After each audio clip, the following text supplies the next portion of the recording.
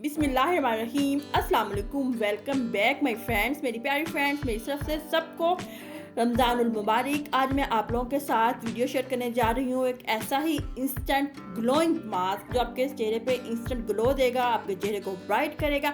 ये all type of skin के लिए, हर एज ग्रुप के लिए। Let's start video. इसके लिए हमें चाहिए एक अदद अंडा, और इसके लिए हमें सेकंड और लास्ट इंग्रेडिएंट चाहिए शुगर पाउडर। शुगर चाहिए हमें।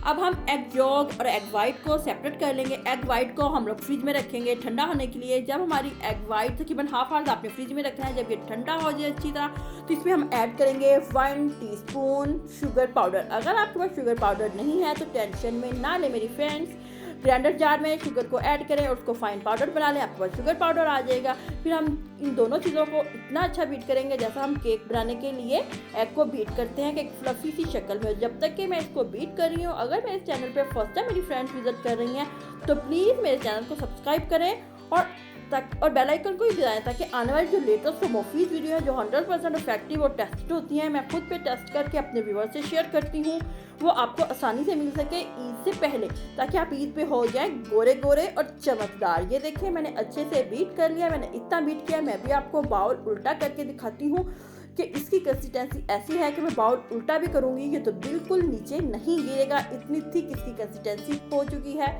एग वाइट और शुगर पाउडर को हमने अच्छी तरह बीट किया है फ्रेंड्स।